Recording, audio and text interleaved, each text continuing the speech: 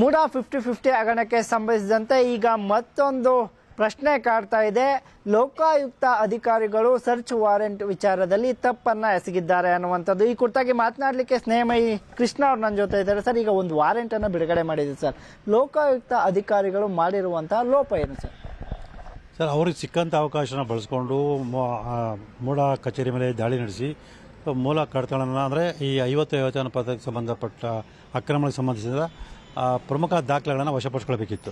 ಆದರೆ ಆ ಸರ್ಚ್ ವಾರೆಂಟನ್ನು ಪಡೆದಂಥ ಲೋಕಾಯುಕ್ತ ಅಧಿಕಾರಿಗಳು ಆಗಿನ ಲೋಕಾಯುಕ್ತ SP ಆಗಿದ್ದಂಥ ಸಜಿತ್ ಅವರು ನಗರಾಭಿವೃದ್ಧಿ ಇಲಾಖೆ ಸಚಿವರಾದ ಬೈರತಿ ಸುರೇಶ್ಗೆ ಮಾಹಿತಿಯನ್ನು ಕೊಟ್ಟಿರೋದ್ರಿಂದ ಬೈರತಿ ಸುರೇಶ್ ತಮ್ಮ ಅಧಿಕಾರಿಗಳನ್ನು ದಿಢೀರ್ ಅಂತೇಳಿ ಮೈಸೂರು ನಗರಾಭಿವೃದ್ಧಿ ಪ್ರಾಧಿಕಾರಕ್ಕೆ ಬಂದು ಇಲ್ಲಿದ್ದಂಥ 140 ಕಡತಗಳನ್ನು ತಗೊಂಡೋಗಿದ್ದಾರೆ ಅಂತೇಳಿ ಮಾಧ್ಯಮ ಮೂಲಕ ತಿಳಿದು ಬಂದಿದೆ.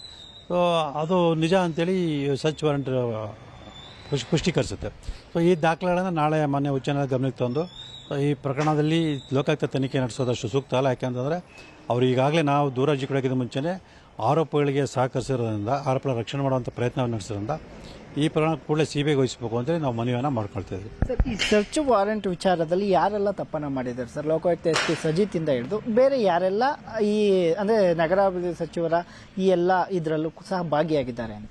ಸರ್, ಪ್ರಮುಖವಾಗಿ 3 ಜನದ ಹೆಸರು ಹೇಳ್ಬೋದು. ಒಂದು ಅಂದಿನ ಮೈಸೂರು ಲೋಕಾಯುಕ್ತ SP ಸಜಿತ್ ರವರು, ಮತ್ತು ನಗರಾಭಿವೃದ್ಧಿ ಸಚಿವ ಬೈರತಿ ಸುರೇಶ್ ಅವರು, ಮತ್ತು ನಗರಾಭಿವೃದ್ಧಿ ಪ್ರಾಧಿಕಾರಗಳ ಆಯುಕ್ತಾಲಯದ ಆಯುಕ್ತರಾದ ವೆಂಕಟಾಚಲಪತಿ ಅವರು.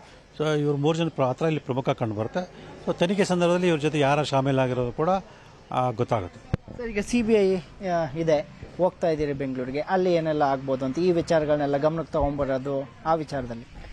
ಸರ್, ಈ ಪ್ರಕರಣ ಲೋಕಾಯುಕ್ತ ತನಿಖೆ ನಡೆಸೋದಷ್ಟು ಸೂಕ್ತ ಅಲ್ಲ. CBI ಕೊಡಿಸೋದು ಎಷ್ಟು ಅವಶ್ಯಕತೆ ಅನ್ನೋಕ್ಕೆ ಸಂಬಂಧಪಟ್ಟ ಎಲ್ಲ ಮಾಹಿತಿ ಮತ್ತು ದಾಖಲಾತಿಗಳನ್ನು ವಿವರವಾಗಿ ನಾಳೆ ಕರ್ನಾಟಕ ಉಚ್ಚ ನ್ಯಾಯಾಲಯದ ಮಾನ್ಯ ನ್ಯಾಯಮೂರ್ತಿಗಳ ಗಮನಕ್ಕೆ ತರ್ತೀವಿ. ಅವರೆಲ್ಲವನ್ನು ಪರಿಗಣಿಸಿ ಈ ಪ್ರಕರಣ ಕೂಡಲೇ CBIಗೆ ವಹಿಸೋದಕ್ಕೆ ಒಂದು ಸೂಕ್ತ ಆದೇಶ ಮಾಡೋದ್ರಿಂದ ನಿರೀಕ್ಷೆ ನನಗಿದೆ. ಇದಿಷ್ಟು ದೂರುದಾರ ಸ್ನೇಹಮಯಿ ಕೃಷ್ಣ ಅವರ ಮಾತುಗಳು. ಕ್ಯಾಮ್ರಾ ಪರ್ಸನ್ ರಾಹುಲ್ ಜೊತೆ ಆನಂದ್ KS ನ್ಯೂಸ್ 18 ಮೈಸೂರು. ಮೂಡಾ 50-50 ಹಗರಣಕ್ಕೆ ಸಂಬಂಧಿಸಿದಂತೆ ಈಗ ಮತ್ತೊಂದು ಪ್ರಶ್ನೆ ಕಾಡ್ತಾ ಇದೆ.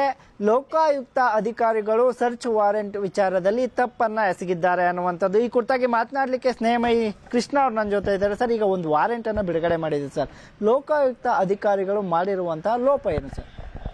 ಸರ್, ಅವ್ರಿಗೆ ಸಿಕ್ಕಂಥ ಅವಕಾಶನ ಬಳಸ್ಕೊಂಡು ಮೂಡ ಕಚೇರಿ ಮೇಲೆ ದಾಳಿ ನಡೆಸಿ ಮೂಲ ಕಡತಗಳನ್ನು ಅಂದರೆ ಈ 50 ಪದಕ್ಕೆ ಸಂಬಂಧಪಟ್ಟ ಅಕ್ರಮಗಳಿಗೆ ಸಂಬಂಧಿಸಿದ ಪ್ರಮುಖ ದಾಖಲೆಗಳನ್ನು ವಶಪಡಿಸ್ಕೊಳ್ಬೇಕಿತ್ತು. ಆದರೆ ಆ ಸರ್ಚ್ ವಾರೆಂಟನ್ನು ಪಡೆದಂಥ ಲೋಕಾಯುಕ್ತ ಅಧಿಕಾರಿಗಳು ಆಗಿನ ಲೋಕಾಯುಕ್ತ SP ಆಗಿದ್ದಂಥ ಸಜಿತ್ ಅವರು ನಗರಾಭಿವೃದ್ಧಿ ಇಲಾಖೆ ಸಚಿವರಾದ ಬೈರತಿ ಸುರೇಶ್ಗೆ ಮಾಹಿತಿಯನ್ನು ಕೊಟ್ಟಿರೋದ್ರಿಂದ ಬೈರತಿ ಸುರೇಶ್ ತಮ್ಮ ಅಧಿಕಾರಿಗಳನ್ನು ದಿಢೀರ್ ಅಂತೇಳಿ ಮೈಸೂರು ನಗರಾಭಿವೃದ್ಧಿ ಪ್ರಾಧಿಕಾರಕ್ಕೆ ಬಂದು ಇಲ್ಲಿದ್ದಂಥ 140 ಕಡತಗಳನ್ನು ತಗೊಂಡೋಗಿದ್ದಾರೆ ಅಂತೇಳಿ ಮಾಧ್ಯಮ ಮೂಲಕ ತಿಳಿದು ಬಂದಿದೆ. ಸೊ ಅದು ನಿಜ ಅಂತೇಳಿ ಸರ್ಚ್ ವಾರೆಂಟ್ ಪುಷ್ಟೀಕರಿಸುತ್ತೆ. ಸೊ ಈ ದಾಖಲೆಗಳನ್ನು ನಾಳೆ ಮಾನ್ಯ ಉಚ್ಚ ನ್ಯಾಯಾಲಯ ಗಮನಕ್ಕೆ ತಂದು ಈ ಪ್ರಕರಣದಲ್ಲಿ ಲೋಕಾಯುಕ್ತ ತನಿಖೆ ನಡೆಸೋದಷ್ಟು ಸೂಕ್ತ ಅಲ್ಲ. ಯಾಕೆಂತಂದರೆ ಅವರು ಈಗಾಗಲೇ ನಾವು ದೂರ ಅರ್ಜಿ ಕೊಡೋಕ್ಕಿಂತ ಮುಂಚೆನೇ ಆರೋಪಗಳಿಗೆ ಸಹಕರಿಸಿರೋದ್ರಿಂದ ಆರೋಪಗಳ ರಕ್ಷಣೆ ಮಾಡುವಂಥ ಪ್ರಯತ್ನವನ್ನು ನಡೆಸೋದ್ರಿಂದ ಈ ಪ್ರಕರಣ ಕೂಡಲೇ CBIಗೆ ವಹಿಸಬೇಕು ಅಂತೇಳಿ ನಾವು ಮನವಿಯನ್ನು ಮಾಡ್ಕೊಳ್ತಾ ಇದ್ವಿ. ಸರ್, ಈ ಸರ್ಚ್ ವಾರೆಂಟ್ ವಿಚಾರದಲ್ಲಿ ಯಾರೆಲ್ಲ ತಪ್ಪನ್ನು ಮಾಡಿದ್ದಾರೆ ಸರ್? ಲೋಕಾಯುಕ್ತ SP ಸಜಿತಿಂದ ಹಿಡಿದು ಬೇರೆ ಯಾರೆಲ್ಲ ಈ ಅಂದರೆ ನಗರಾಭಿವೃದ್ಧಿ ಸಚಿವರ ಈ ಎಲ್ಲ ಇದರಲ್ಲೂ ಸಹ ಭಾಗಿಯಾಗಿದ್ದಾರೆ ಅಂತ?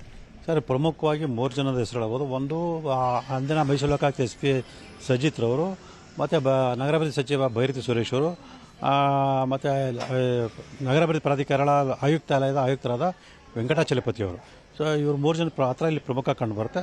ಸೊ ತನಿಖೆ ಸಂದರ್ಭದಲ್ಲಿ ಇವ್ರ ಜೊತೆ ಯಾರು ಶಾಮೀಲಾಗಿರೋದು ಕೂಡ ಗೊತ್ತಾಗುತ್ತೆ.